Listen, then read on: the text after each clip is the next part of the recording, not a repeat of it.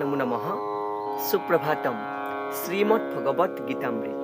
আজি শ্ৰীমদ ভগৱত গীতাৰ জ্ঞান বিজ্ঞান যোগ নামৰ সপ্তম অধ্যায়ৰ চতুৰ্থ সংখ্যক শ্লোকভাগী হৈছে এনেধৰণৰ: ভূমিৰাপো নলো বায়ুঃ খং মনো বুদ্ধিৰেৱ চ অহংকাৰ ইতিয়ং মে ভিন্না প্ৰকৃতিৰস্তধা।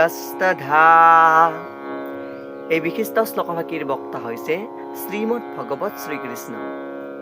শ্লোকভাগীৰ অসমীয়া অৰ্থ হৈছে এনেধৰণৰ: মাটি, পানী, জুই, বায়ু, আকাশ, মন, বুদ্ধি আৰু অহংকাৰ, এই আঠটা ভাগৰে মোৰ পৰা ভিন্ন জড় প্ৰকৃতি গঠিত হয় বুলি কোৱা প্ৰসংগত ভগৱান শ্ৰীকৃষ্ণই সখা অৰ্জুনৰ আগত এই বিশিষ্ট শ্লোকভাগীৰ অৱতাৰণা কৰিছে।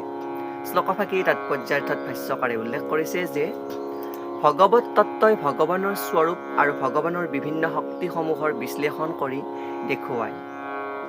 পাৰ্থিৱ শক্তিক প্ৰকৃতি বা ভগৱানৰ বিভিন্ন পুৰুষাৱতাৰসমূহৰ শক্তি বুলিও কোৱা হয়। বিভিন্ন পুৰুষাৱতাৰৰ বিষয়ে তন্ত্ৰত এনেদৰে উল্লেখ কৰিছে যে বিষ্ণুস্ত ত্ৰীণি ৰূপাণি পুৰুষাখ্যান্যথো বিদুঃ একস্তু মহতঃ সৃষ্টিদ্বিতীয়ং তন্দ সংস্থিতম তৃতীয়ং সৰ্বভূতস্থং তানি জ্ঞাত্বা বিমুচ্যতে। অৰ্থাৎ পাৰ্থিৱ জগতৰ সৃষ্টিৰ বাবে ভগৱান কৃষ্ণই তিনিজন বিষ্ণু ৰূপ ধৰি প্ৰকাশিত হয়। প্ৰথমজন হ'ল মহাবিষ্ণু, তেওঁ সকলো ভৌতিক শক্তিৰ সৃষ্টিকৰ্তা আৰু ভৌতিক শক্তিসমূহেই মহত্তত্ব বুলি ইয়াতে উল্লেখ কৰিছে।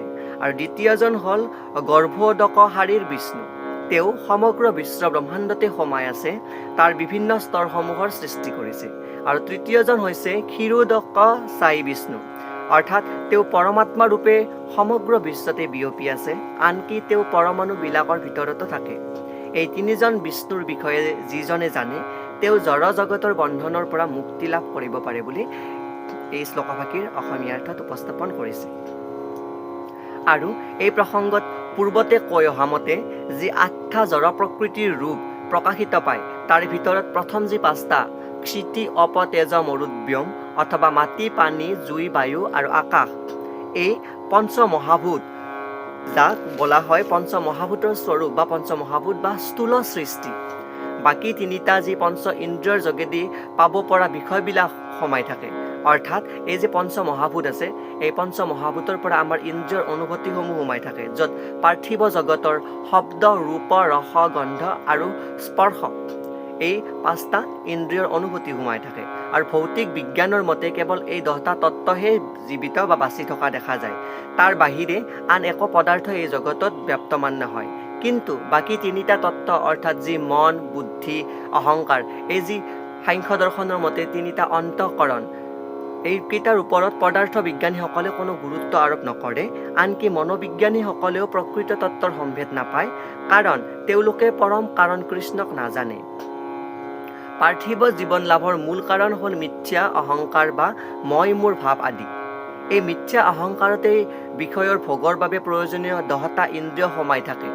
বুদ্ধি বুলিলে মহত্তত্ব বা সমগ্ৰ পাৰ্থিৱ সৃষ্টিখনকে বুজায়। গতিকে ভগৱানৰ এই বহিৰংগ শক্তি স্বৰূপে প্ৰকাশ পোৱা উক্ত 8টা তত্ত্বৰ পৰাই পাৰ্থিৱ জগতৰ 24টা তত্ত্বৰ উদ্ভৱ হৈছে।